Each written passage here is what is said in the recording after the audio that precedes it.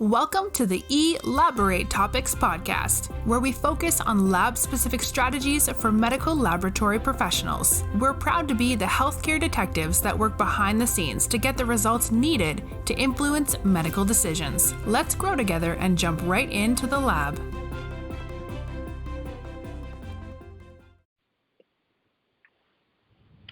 Well, hello, friends. Welcome back to another episode of Elaborate Topics. I'm your host for today's show, Stephanie Whitehead. For those of you tuning in for the first time, I'm your podcasting executive laboratory leader and co-host for Elaborate Topics. Elaborate Topics is a weekly podcast where myself and my co-hosts, Lona Small and Taiwana Wilson, are bringing you topics related to the laboratory and leadership that will help you excel inside and outside the laboratory. And I'm so excited for today's show, so I just want to get right into it because today I'm joined by a very special guest and friend of the show, Ms. Dana Bostic. Hi, Dana. Yes, hi. Thank you so much for having me. I don't have that clapping sound effect machine yet, so if I did, it would have been like that round of applause. We can do it together. Thank you for having me. I'm excited. Well, thank you for joining me today, and congratulations on a job well done as a recent panelist on the ASCP Town Hall. Oh, thank you. Thank you. I was honored to be a part of that. Awesome colleagues, a part of that panel, and a really timely, crucial discussion that I hope is an ongoing discussion. Really, and I think it's a super important topic.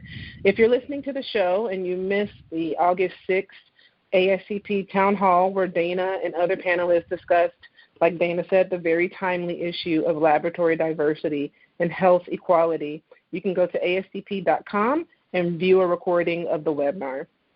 So Dana's bio will be in the link to the show, and today we'll be talking about the emerging solutions and opportunities in the clinical laboratory workforce. But before we do that, I want to talk about some of her awesome accomplishments in her career. So Dana, you've been highlighted by several laboratory professional organizations for your contributions in the laboratory profession. Tell the listeners a little bit why it's important to be an advocate, especially in our field. Wow, that's a really good question. I would say if I made it, I guess, more of a personal point, earlier on in my career, which I'm sure if I have previous managers or supervisors on listening, I was known to be somewhat of a little hothead when it came to certain things. I always believed in advocating for yourself, being your own advocate, being an advocate for each other, especially when it came around to, holiday time, you're on second or third shift, you're getting the leftover turkey from first shift. Why can't we have our own turkey? That's probably when I really started my advocacy. But then, it just got to a deeper level. It really wasn't about the turkey per se, but it was just about taking care of your people, taking care of each other, doing the best that we can to keep people engaged and interested in the profession. You sacrifice a lot of time, a lot of rest when you are pursuing this degree path or this career path. And so to get in it and just to have just the little things that would bother me earlier on that I would say defend or advocate for, really rolled into bigger things and things as far as, we're always talked about being in the shadows or the hidden profession, the overlooked profession. And that was something that I really took to heart because I was like, man, but we do so much. We play such a major role and part in patient care. It's not just doctors or nurses that are patient advocates. We are patient advocates too.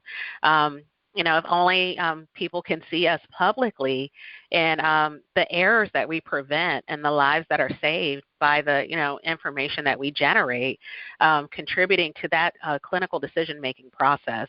And so I would say it's really evolved over the course of my career, and it really takes more than one or more than five of us to bring light and attention and voice to what we do, but also just promoting the fact that we are a part of the healthcare team, a vital part, and that we are helping to save lives every day. That is so good. That's such a great explanation.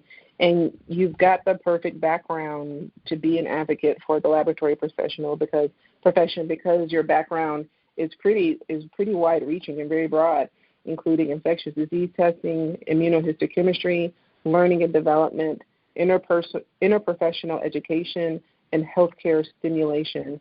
So why don't you tell the listeners a little about your laboratory journey and how you got to where you are today? Absolutely. So during my undergraduate years at Georgia Southern University in Statesboro, Georgia, believe it or not, I actually started out as a public relations major.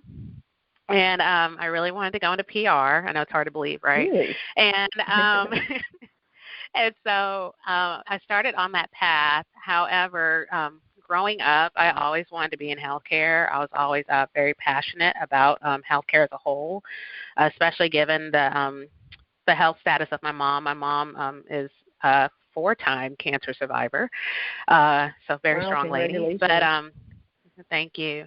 And but growing up, experiencing that journey with her, just being around healthcare professionals in that way. My grandmother and my aunt were nurses, and so we had a lot of those interesting conversations around the family table. And so when I started my PR major, although I enjoyed it, it didn't really speak to me in the same way that healthcare always has. It's always been I'll say a cornerstone of my life. And so when I went back to the university catalog and came across medical technology, I looked at it, said, yeah, this seems like a total fit. I love science. Any science course I was in, I pretty much excelled in at that time. And it really piqued my interest. It was a way to get into the healthcare field, and it just seemed to fit my skill set. And so by being accepted into the medical technology program at that time, Armstrong State Atlantic University, which is now part of the Georgia Southern family, so that's awesome. But ended up relocating to Savannah under the tutelage of Dr. Lester Hardigree and Dr. Hassan Aziz. And so I always tell people now, because me and Dr. Aziz get spotted a lot together these days, and I'm like, seriously, he's been my lifelong mentor. So, he's been a part of my life since my undergraduate years, and I really appreciate his leadership and guidance and the firm footing that he had to put into me as an undergraduate student. I was a hardhead. But and so that really started the journey, I would say. And then I was one of the first 2 students from our program to do clinical rotations at the Medical University of South Carolina. So me and 3 other classmates ended up in Charleston, South Carolina for our clinical rotation experience. Loved it there, loved it. That was the best foundation for my career, I would say. We were exposed to so many different things, and their facility is just massive. Their patient population is huge and very diverse. And so anything you can imagine seeing, you saw it there. And I stayed there for a couple of years before returning to the Atlanta, Georgia area to continue my work. So I started out in chemistry, ended up transitioning more so into blood bank around that time. Blood bank was always a favorite course of mine in my undergraduate training, so I pursued that path, working in adult settings, pediatric settings, eventually transitioned into working in a blood donation center that was closely affiliated with a cancer center. And so I got to see everything from blood donor collection through us doing component processing and delivering those blood components to the hospital. So it was interesting to see the process really from beginning to end, or disposition, I would say, with blood products.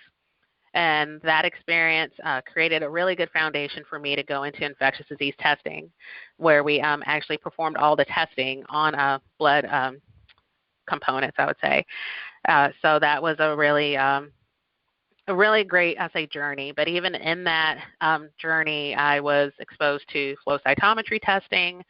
I was also exposed to different leadership positions. I at one point became a lead, transitioned into a lab supervisor, ultimately becoming a a training specialist, which was, I feel like, more of my jam. I've always been really into education and training from early on. I was always given the new people to train because of my positive demeanor, I would say. I always loved training. And so whether it was students that were observing or new hires or even just annual competency training, I was the point person for a lot of that. And so that, I'll say that love really helped me to transition into other spaces in the lab. And so ultimately, of course, I ended up making that ultimate transition from the bench to teaching. And so that's what I do now as a full-time thing. Wow, that's an awesome journey, especially hearing that you were the one who volunteered and stepped up for all of the CLS students and new people. But that's not a task that many people often pursue in their daily shift. Right. So one of our co-hosts, Lona Small, actually recently did an interviewing Carlos Ledesma on the value of receiving your doctorate in clinical laboratory science. And I understand that you're also pursuing your doctorate degree. So tell us how that pursuit is going and maybe what you hope to do after you've achieved that doctorate. It's going, I would say, really well. Of course, prior to starting this degree, I'd already obtained my MBA and a master's degree in healthcare simulation. But even through going through both of those programs, I would say, I still found myself craving wanting a formal education in education. And so if you research the literature, there's a lot of information out there about the transition of health science faculty from their clinical practice to entering academia. And so one of the things that they've noted is that, you come in with this awesome skill set and experiences that really tailors more so to, clinical training, I would say, but we don't have a firm hold or understanding of pedagogy and how to teach and how to develop objectives and, how to foster learning in different environments and different settings. So I would say more of those formative skills that I would say that I was able to receive a touch of that in my master's degree programs and, of course, in my experience in education. However, I just really thought, if I'm going to stick with being an educator, I really want to be the best educator that I can be.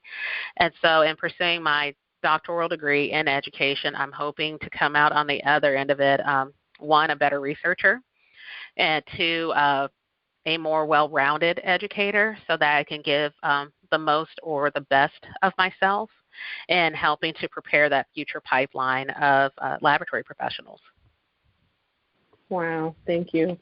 And so I'm so excited to talk to you today about this topic because it's a topic that's been kind of circulating in our profession for some time, and it's about the solutions and opportunities that we have for our workforce and some of the challenges that we're facing in our workforce, particularly, all aspects, but the laboratory professionals, and even, we could have a whole separate conversation about pathologists.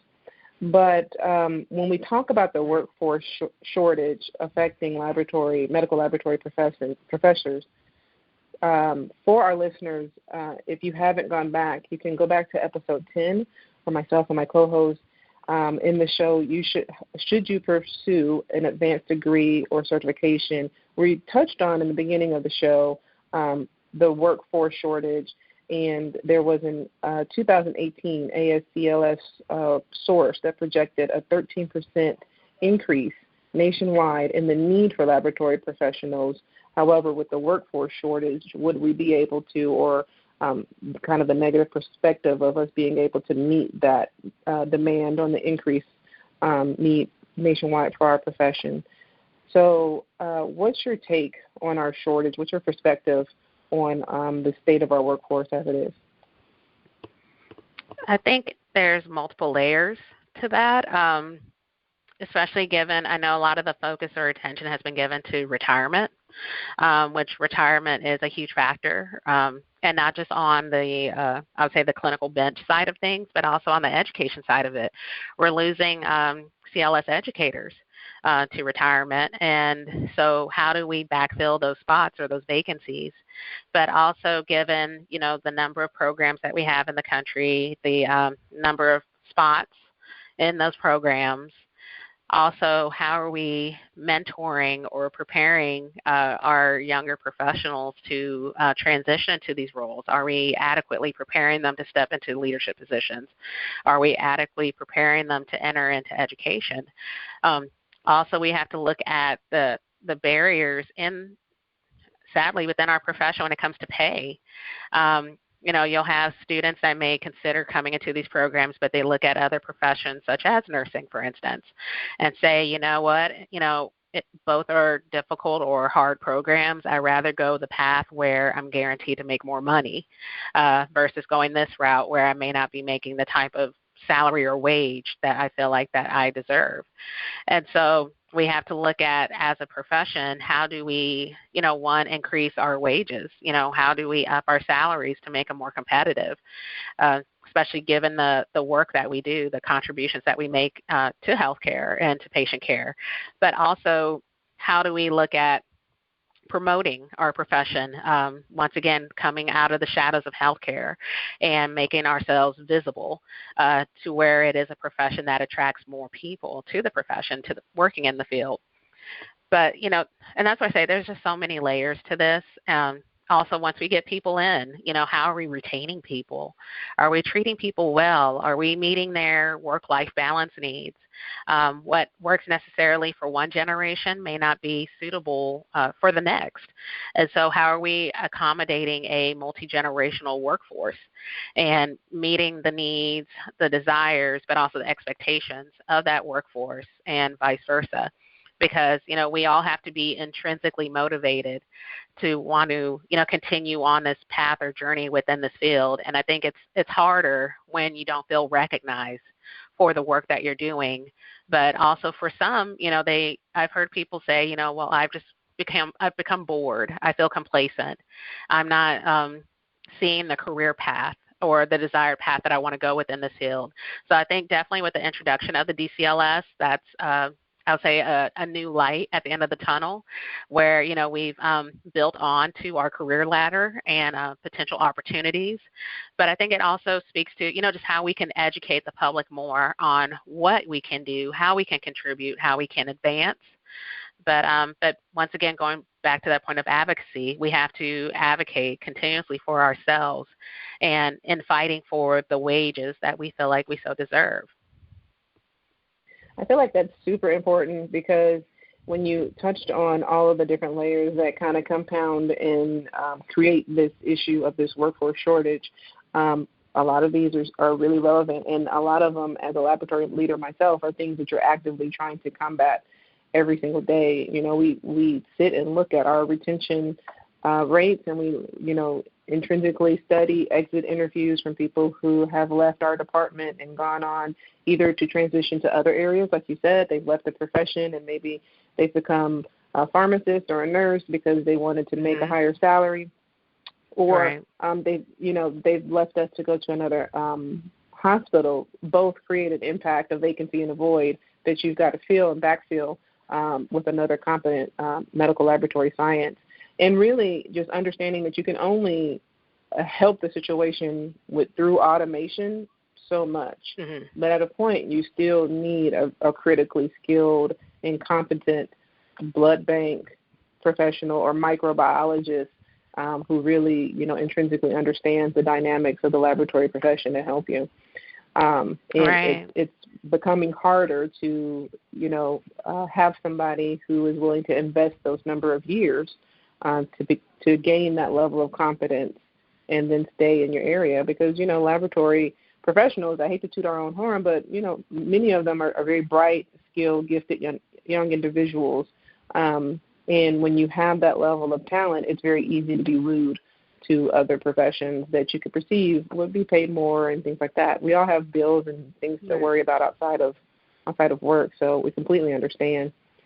As part of the shortage, some of the shortage is also due to, as we know, and as you probably know yourself, being so well connected to the circle, the decrease in training programs nationally.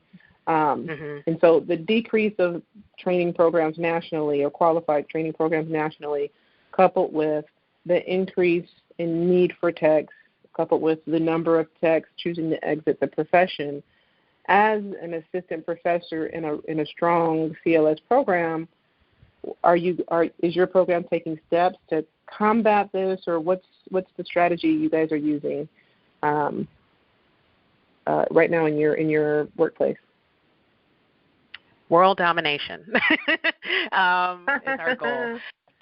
No, I would say our strategies, we come at it from a couple of different angles. Of course, our recruitment component, I would say, trying our best to get out. I mean, I know it's COVID-19 right now, so it's changed that, but getting out in front of groups, wherever we can, whether it's, through volunteer service at a back-to-school fair, or going to speak at different high schools, different area colleges, community colleges, just continuing in our outreach, building relationships, which we could still do even now during this pandemic period, is still fostering and building those community partnerships, and just staying connected to the local needs of our area, as that also does help with our recruitment.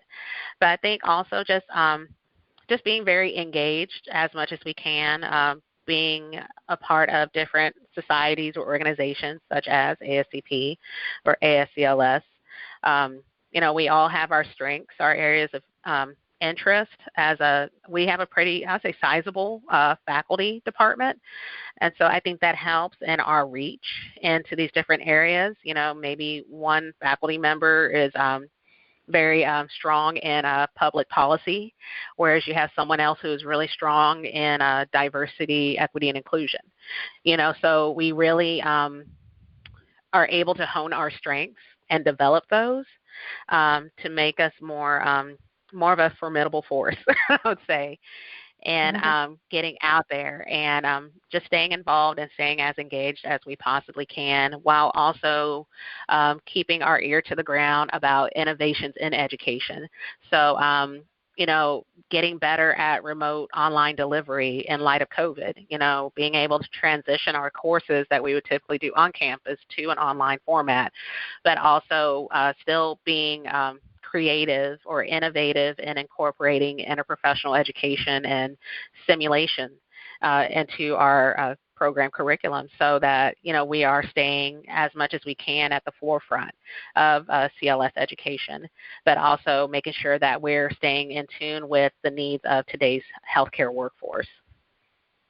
So you touched on COVID-19 a little bit, and I'm glad you did, because it's a really relevant in right now where we're facing with everybody gearing up. It's the fall, perhaps going back to school. Schools will look very different than they did last year, perhaps.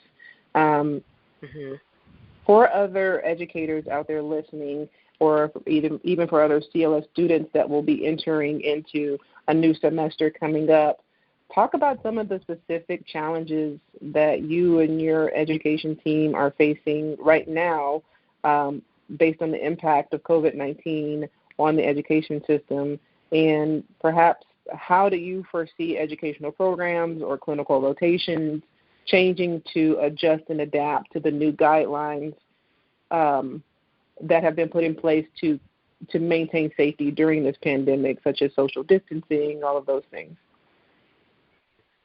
I would say, kind of starting with the back end of your question, just because we have learners that have just started their clinical rotations. And so I think one of the biggest challenges we were facing, or areas of concern, I would say, is our students' ability to start their clinical rotations and be able to complete them in the time that is typically stipulated for them to meet their rotation requirements, so that they can, of course, receive the training that they need, and still graduate on time.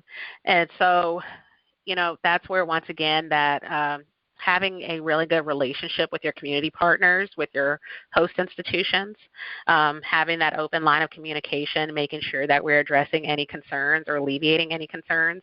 Maybe it's a clinical site that used to take 4 students, now they can only accommodate 1 due to restrictions. So just becoming more well-versed in what may be impacting that facility, what their new guidances or guidelines may be for hosting students, but also making sure that we're meeting them or alleviating those concerns that they may have, such as, well, are we responsible for checking their temperatures? No, we've put a system in place that, they check their temperatures, they're communicating that information, to us on a daily basis that they're same day that they're reporting in for their clinical rotations. You don't have to worry about that. Okay, great. So just, making sure that we're not adding stress or additional burden, I would say, to the sites, because, they're going through their own issues. They're going through their own staffing problems, trying to meet the COVID-19 guidelines that have been implemented, but also now you're having to look out for these students or learners coming into that space and making sure that you're providing a safe learning environment for them as well. So in any way that we can alleviate any additional stress or burden, I would say, we're really proactive in doing our part in doing that. As far as other concerns, of course, we're a very hands-on program. Lectures were on campus. We have student labs.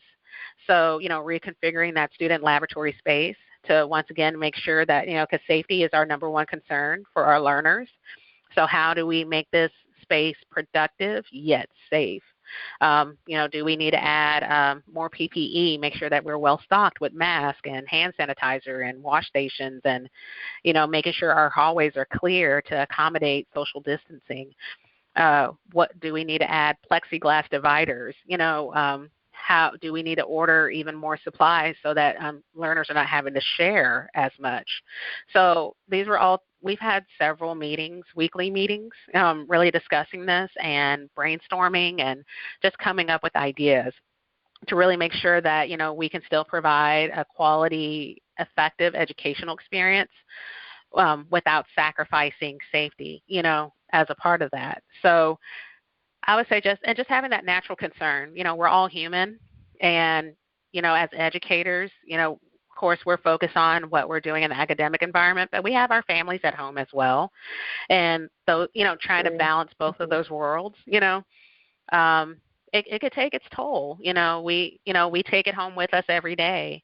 And so I think just recognizing and acknowledging the human component in that, and that, we have the same fears, we have the same concerns, there's the same level of worry there, but we're all trying to do our best and do our part. And, of course, just having that shared vision or mental model of us being safe, but also still doing our very best to make the best of things.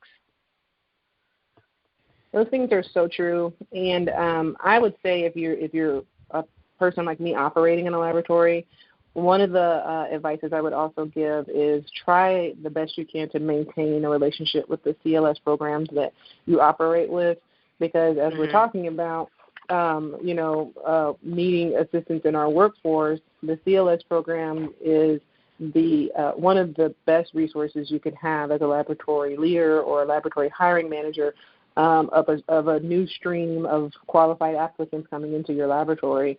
And COVID-19, with the potential to, slow that stream down or at least modify, how that stream looks, it's really important that we maintain that open line of communication. So the CLS program leads and educators understand what are some of the, enhancements that we've done in the hospital to maintain safety? What are some of the limitations to the program and to the training and the rotation that we've had to implement to keep the students safe? But then also, just making sure that you keep those lines of communication open so you can maintain that relationship and use those candidates to potentially fulfill vacancies down the line. I think it's really important in the laboratory that you we touched on this earlier, but in terms of retention and in terms of creating those long-term employees in our profession, like you said, that you look for areas of growth. And, nobody wants to come in and just, be the laboratory scientist working the same bench until they retire. A lot of times when you come into the profession, you're pretty early in your life and your career, and you typically want to know that there's going to be areas of growth for you. And some of the things that we've done in our laboratory is, you mentioned it, actually creating a career ladder, and creating a career ladder that works for the employee and also works for the organization. And so the employee gets benefits like, the opportunity to grow, the opportunity to gain more projects, more competency, more skill sets that will be beneficial to them on their resume and be tools that they can add into their tool belt. But then also as an organization, especially if you're like my organization, your level 1 trauma center, it benefits us to have more SBB trained medical technologists in our laboratory, or it benefits us to have other medical technologists that have gotten a specialty certification, like a specialty in microbiology or virology. And, we do, in return, increase the salary, so they have a monetary incentive also.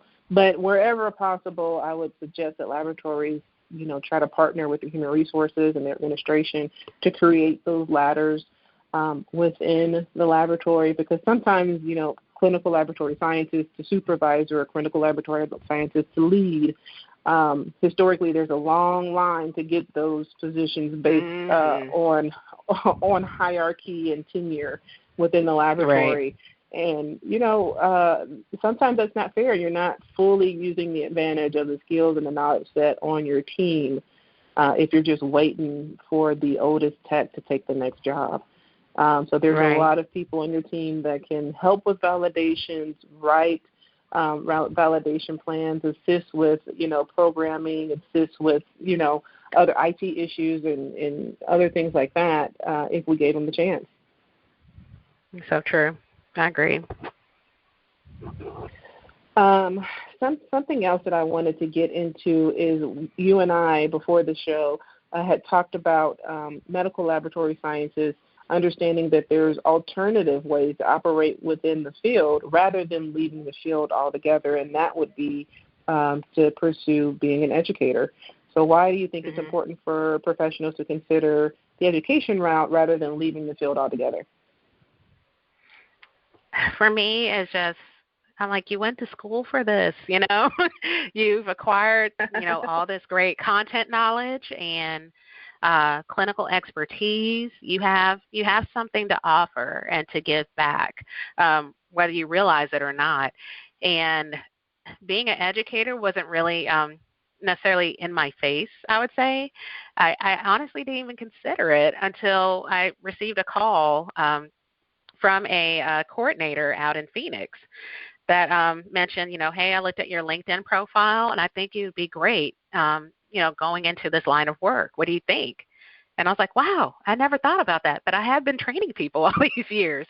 It just seemed like a natural fit, a natural transition, I would say. And so I think we need to really talk about it more and promote it more, especially if that's something that you feel like you'd love to do. And I always tell, especially like my mentees, don't feel like you have to abandon the profession to be able to do or pursue another passion of yours.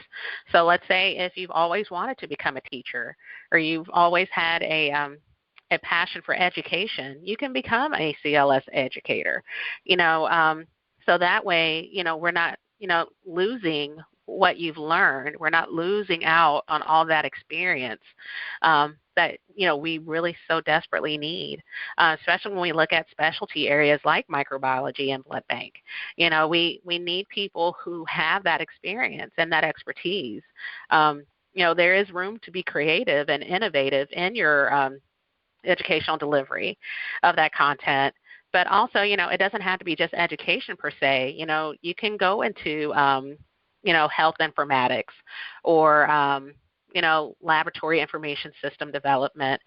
Being in the Kansas City area, we have Cerner here, and so there are a lot of laboratory professionals that work for that organization. So they're still contributing their education experience, their professional experience to that work that they're doing now. So just know that, it doesn't necessarily require you exiting stage left, to be able to grow and move on. I've really appreciated that I haven't had to lose everything that I learned or mess out on using, what I've given a good portion of my adult life to doing. I'm still able to fall back and rely on that experience to help better prepare the next generation of laboratory professionals. So it's still contributing in some form or fashion. And so I just think that, as I mentioned earlier, just us putting it out there even more, if you are finding yourself becoming bored or complacent or just wanting to do something new, but you have all this awesome and wonderful experience, consider going into education.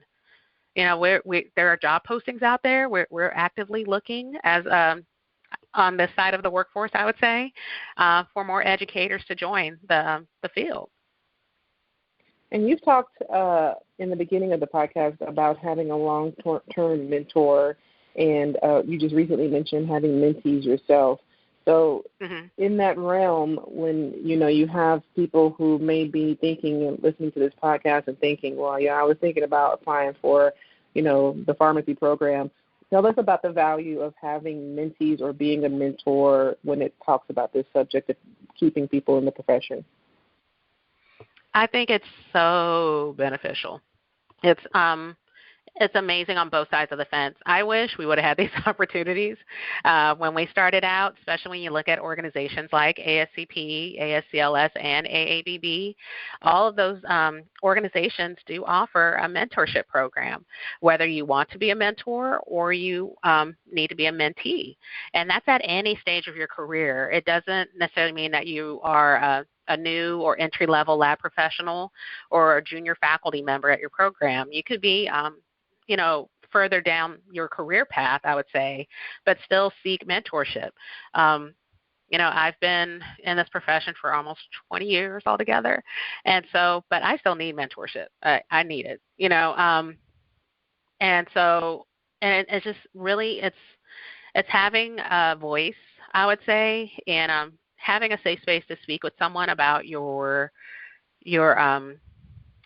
dreams, your pursuits, your passions, and they just really help to kind of guide that path or, give you things you haven't even thought about or considered. Well, have you thought about this? Have you considered that? This would be a good way to look at something, get a glimpse of it, and then, make a better or well-informed decision. So in me being a mentee, I really appreciate the seasoned advice, I would say, that I receive. And but you have to be open to receiving that too, and taking that information and helping it to guide your decision-making process going forward. And that's been both professionally and academically for me. But in being able to serve as a mentor now, I feel myself growing in that process, just because you're learning how to give more of yourself, I would say, in a way that you're taking on this responsibility of someone really, taking to heart what you have to say. And I want to make sure that, you can't be the same mentor to everybody. Everyone has different individual needs. And so I speak to the individual needs of that particular mentee. If you have a particular area of interest, that's what we're honing or building on. So my first conversation is always, what are your expectations of me as a mentor? So that way I will know exactly what their needs or expectations may be. And I would ask them why they have sought out mentorship. What exactly are they looking at or thinking about to the point where they felt like they needed a mentor. So once again, I'm making sure that I'm advising or speaking to that very thing. And so I think it's a very rewarding experience on either side. And I feel like it is an obligation, especially once we get to a certain point in our careers, to give back. It's just such a special and unique relationship building opportunity. And nothing makes me feel better to see my mentees go on and just do awesome and amazing things. And which I'm sure it's like that for my mentor. And but but I would say, there's just no word to describe the joy and the pride that you feel, and seeing someone else do so well or achieve their goal or pursue their dream, all because you gave them a positive word or a positive affirmation, and like, yes, you're doing the right thing. Yes, you're doing an amazing job. People just need to hear positive feedback sometimes. I've been in labs where I received a lot of negative feedback, or, you can't do that. Why are you doing that? You shouldn't do that. I wasn't really lifted, I would say, in some spaces. But when you make people feel like they can do anything or that their dreams are possible, then, it just takes on a whole new level of confidence, I feel. And and we need to empower each other, and mentorship provides that venue to do so. Yes, and I've had value too in being able to pay it forward and really instill some of the things that were instilled into me and gifted into me in terms of pearls of wisdom into other people. And like you said, it is very rewarding. So for listeners out there that may be discouraged by the uncertainty of the time with COVID-19 or the uncertainty right now in healthcare, maybe they work in a state where they were furloughed from their laboratory and they're kind of looking at what next, what do I do next? What advice would you give to a listener right now who may be searching or discouraged or just not knowing what to do in this season of their career? I would say, I know it's easier said than done, but not to be discouraged. Sometimes we really do have to, take our lemons and turn them into lemonade, and, just kind of sitting back and saying, maybe this is an opportunity for me to really figure out what it is I want to do next. Do I want to stay where I am? Do I want to relocate? Maybe this is the nudge or the push that I needed to go back to school or to pursue a certain certification. And so, I've been there. I've, been laid off or furloughed, and, in the moment that happens, it's painful. You feel lost and uncertain. But in those same instances, that's where I really saw my growth, I would say. I never would have saw myself relocating to Phoenix, Arizona, had I not been, on the receiving end of, hey, your department is going to close, because you're really forced into making a decision and making a move happen. And so I had to make a move happen, relocating from Atlanta to the Southwest. Same thing with being in Phoenix. Hey, your program has been noted as a program that will be closed within a year's time. Okay, what are you going to do, Dana? I didn't have time to really sit in it that long. Of course, give yourself that moment to sit in it, to absorb it, because, we're human. But then turn that into action.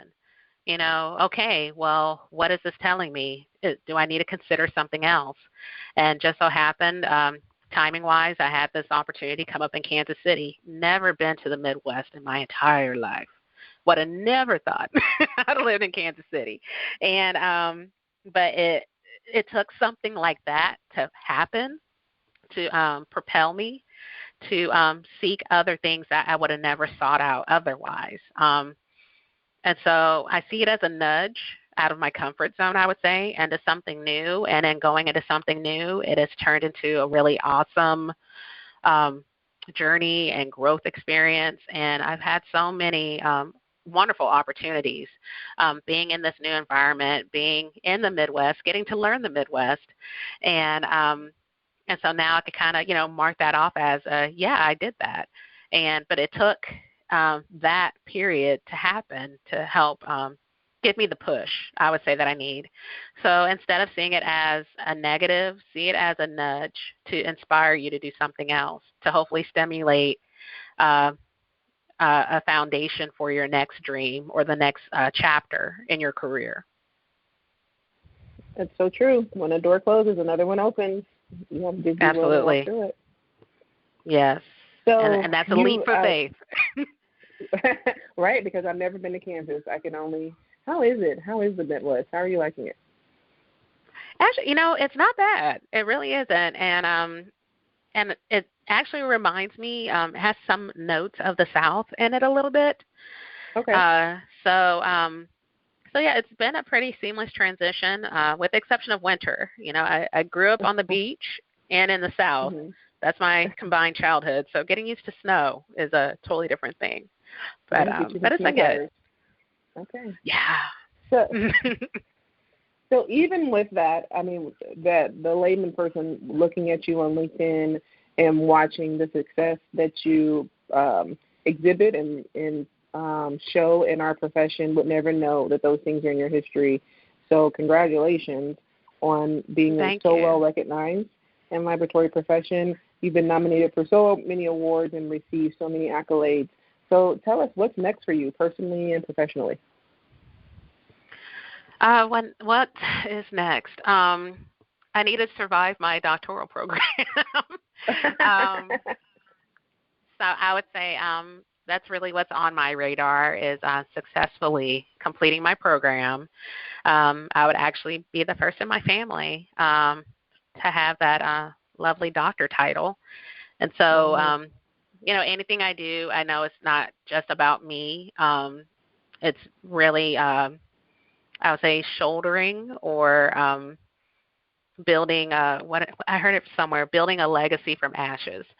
So I just want to role model what I can for, especially like my younger family members, what's possible and that it is attainable, regardless of, generational curses or what you've been told what you can't do.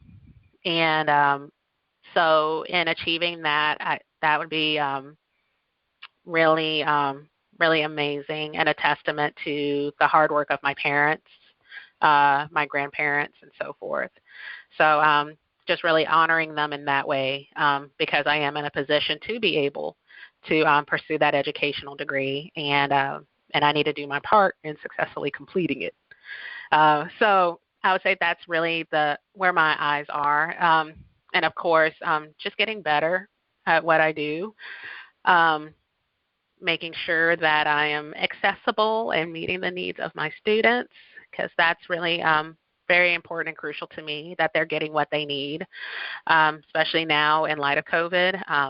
Pandemic has been really hard, especially on students having to, they're so used to being together and congregating together, and now, everyone's been, I'll say, isolated off into their living spaces.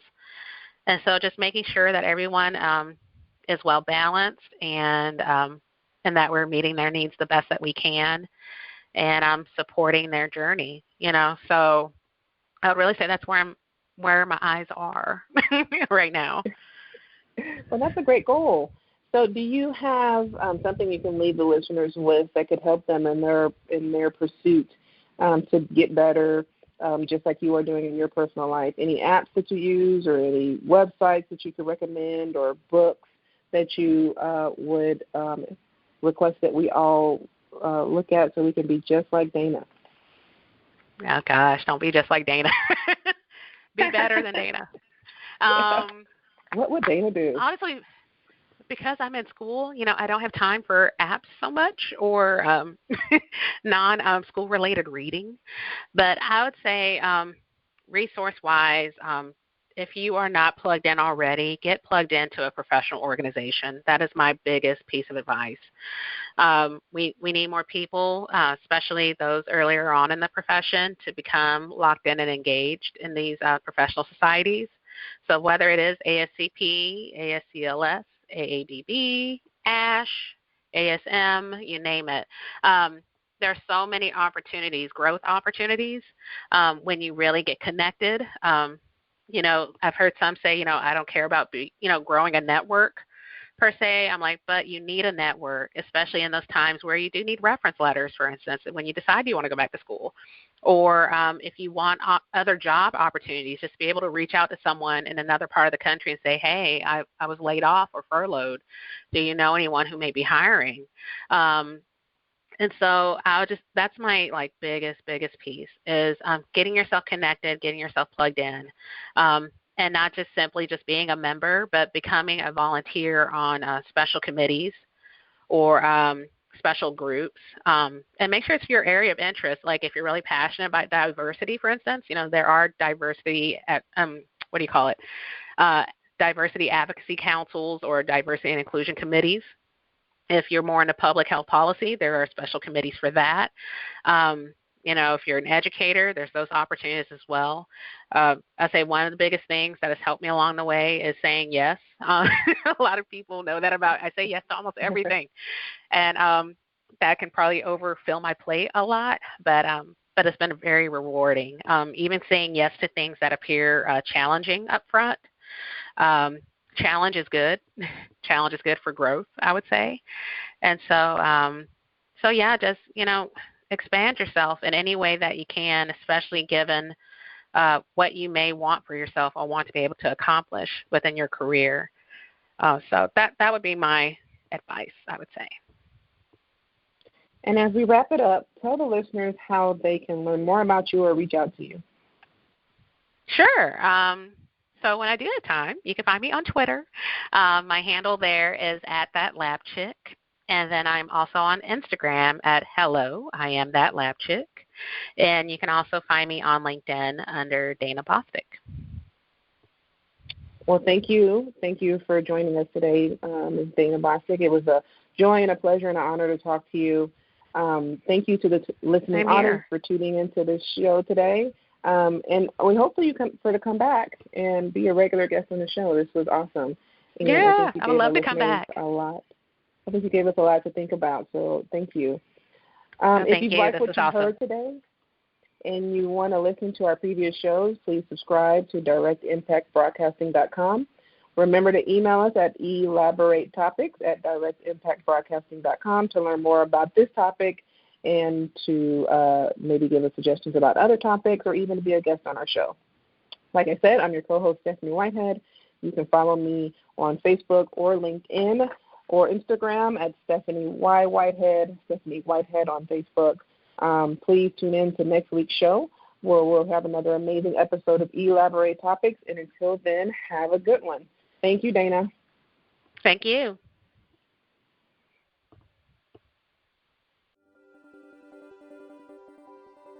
Thank you for tuning in to another episode of Elaborate Topics, where your hosts discussed relevant strategies for laboratory professionals. Please subscribe to this podcast on your favorite podcast platform and listen to us on directimpactbroadcasting.com. Stay tuned for another episode with information you can use to excel in your laboratory career.